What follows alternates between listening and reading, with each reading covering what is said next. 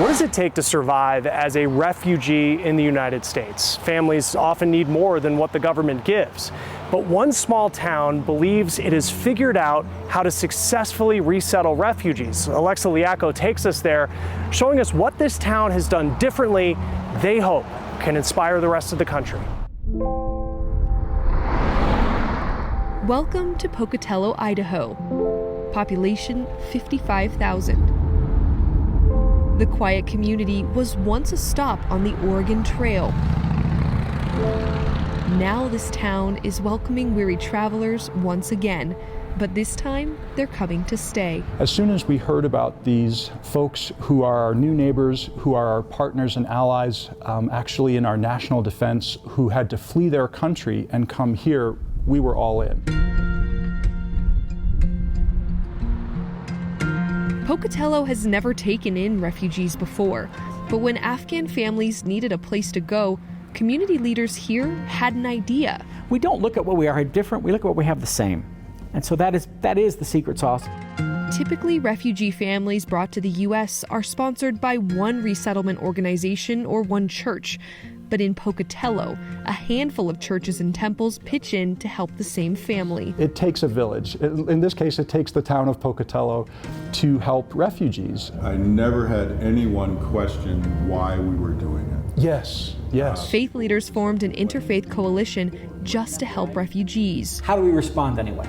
Yeah, how do we respond anyway? Our goal is to help them become part of the community, not to keep them as a separate entity. And there's an expression in Judaism called tikkun olam, which means to heal the world. Jews are called to heal the world. I can't heal the world, but I can heal something in Pocatello. You're welcome. I'll have that ready in a minute. Hey guys. They work with local businesses too, collecting donations from anywhere and everywhere. Family. 2 boxes labeled family. And the broom. So many people have asked to help, they now have a waiting list of people hoping to donate and mentor refugee families. Wendy Lehman of the Catholic Charities of Idaho is coordinating it all. You know, I have goosebumps right even talking about it because it's so just powerful and humbling that people are willing to embrace these newcomers that they don't know into their homes. But more than that, she hears the stories of survival from the refugees themselves. I just know a few Spanish. Stories like Saeed's. Like hola, ¿cómo estás? He was a Black Hawk pilot in Afghanistan and helped the U.S. forces for years. He won't show his face because he's worried about his relatives in Afghanistan, but told us what it was like to leave. It was like the darkest day in history of Afghanistan. We understand that Taliban is coming, so we didn't have any choice to stay here.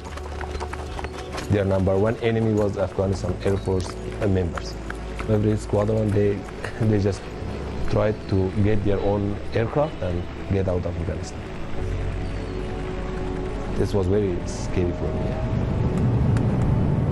The best place that we chose for going, it was Uzbekistan, because it was the nearest, so then we flew to Uzbekistan. Then I came to America. At least I feel that I'm safe. Safe because here he has opportunity. 100% of refugees have housing in Pocatello because more housing is available here. So like in Boise and some of the other places, there's 1% availability for rental units, where Pocatello was more 13%. Jobs are easier to find in Pocatello too.